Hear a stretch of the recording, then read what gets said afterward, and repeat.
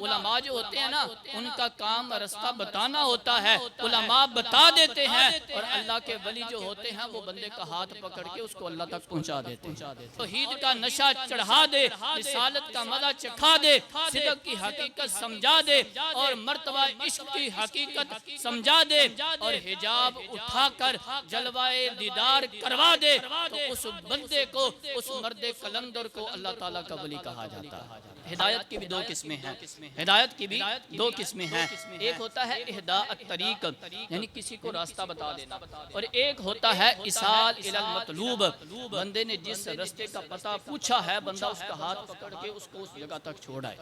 ایک ہوتا ہے مثال کے طور پر آپ سے یہاں کوئی اجنبی بندہ کے پوچھتا ہے سڑک کے اوپر کہ میں نے سیالکوٹ جانا ہے، تو آپ اس کو بتائیں گے کہ بھائی ادھر سے سیدھے جاؤ، آگے دائیں بائیں مڑ کے آپ ادھر سے کھڑے ہو کے اس کو جو ہے وہ سیالکوٹ کا راستہ سمجھا دیں گے۔ لیکن یہ ہوتا ہے اہداء الطریق، یعنی بندے کو یہیں پہ کھڑے ہو کے جو ہے وہ راستہ بتا دینا، اور ایک ہوتا ہے ایصال الی المطلوب، اگر کوئی بندہ آپ سے راستہ پوچھے اور آپ کہیں کہ بھائی میں بھی ادھر ہی جا رہا ہوں، آپ اس کا ہاتھ پکڑ کر اس کو بھی اپنے ساتھ لے کر سیالکوٹ پہنچ کے اس کو بتا دیں کہ بھائی یہ تیری جو ہے وہ مطلوبہ منزل آ چکی ہے، اس کو وہاں تک پہنچا دیں۔ تو حضرات محترم یہی مثال اللہ کے ولیوں کی ہے۔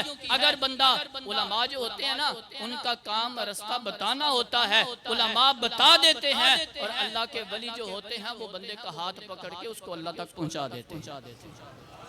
علماء جو ہوتے ہیں نا وہ اللہ تعالیٰ کا راستہ بتاتے ہیں، ہمارا کام ادھر بیٹھ کے بتا دینا ہے، لیکن اللہ تعالیٰ کے جو ولی ہوتے ہیں نا ان کو بتانے کی ضرورت نہیں ہوتی۔ وہ داتا گنج بخش علی حجویری رحمت اللہ تعالیٰ علیہ، پھر ان جیسی شخصیات جو ہیں آستانے پہ کھڑے ہو کے لوگوں کو جو ہے وہ خانہ کعبہ کی زیارت بھی کروا دیتے ہیں، وہ پھر ان کو ضرورت نہیں پڑتی، وہ اللہ تعالیٰ تک پہنچا دیتے ہیں۔ علماء کا کام صرف بتانا ہوتا ہے، اور اللہ کے ولیوں کا کام جو ہے، میں نے پہلے مثال اس لیے بتائی ہے کہ ایک ہوتا ہے ایصال الی المطلوب اور ایک ہوتا ہے راستہ بتا دینا۔ تو علماء کا کام جو ہے وہ راستہ بتانا ہے، اور اللہ تعالیٰ کے ولیوں کا کام اس بندے کو اس کے منزل تک پہنچا دینا ہے۔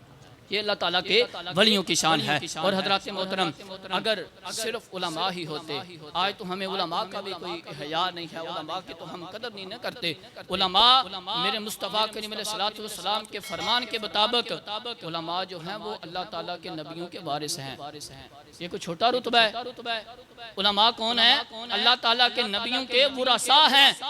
آپ خود بتائیں اللہ تعالیٰ کے نبیوں کے کم شان والے ہیں؟ ان کے جو وارث ہوں گے وہ کم شان والے ہوں گے؟ نہیں ہو سکتا، کیونکہ علماء یہ بھی اللہ تعالیٰ کی طرف سے ایک غنیمت ہوتے ہیں، کیونکہ منزل کا پتہ بتانا یہ علماء کا کام ہے، دین کی طرف رغبت دلانا یہ علماء کا کام ہے، یہ عظیم کام ہے۔ لیکن اگر کوئی آپ کو سارا دین گول کر پلا دے، حلاوت ایمان چکھا دے، اور توحید کا نشہ چڑھا دے، رسالت کا مزہ چکھا دے، صدق کی حقیقت سمجھا دے، اور مرتبہ عشق کی حقیقت سمجھا دے، اور حجاب اٹھا کر جلوائے دیدار کروا دے، تو اس بندے کو، اس مرد قلندر کو اللہ تعالیٰ کا ولی کہا جاتا ہے۔ آپ خود بتائیں اگر علماء نہ ہوتے، صرف اولیاء ہوتے، ان دونوں کے بغیر ہی گزارا کوئی نہیں۔ اگر صرف علماء ہوتے اور ولی نہ ہوتے پھر بھی گزارا کوئی نہیں تھا، اور اگر صرف ولی ہوتے علماء نہ ہوتے پھر بھی گزارا کوئی نہیں ہے۔ مثال کے طور پر جس پرندے کا ایک پر جو ہے وہ کٹ جائے اور ایک پر ہو، اڑ سکتا ہے؟ بولے صحیح نا؟ نہیں نہ اڑ سکتا۔ تو اس لیے میرے بھائی ہر ایک عقیدے کے اندر، ہر ایک فرقے کے اندر کوئی نہ کوئی کمی ضرور ہے۔ یہ واحد اللہ تعالیٰ نے اہل سنت و جماعت کو یہ مرتبہ عطا فرمایا ہے، اہل سنت و جماعت کو یہ شان عطا فرمائی ہے۔ اس نظریے کے اندر اللہ تعالیٰ نے ہمیں علماء بھی عطا فرمائے ہیں، اور اللہ تعالیٰ کے سارے ولی جو ہے وہ بھی سنیوں کے اندر ہیں۔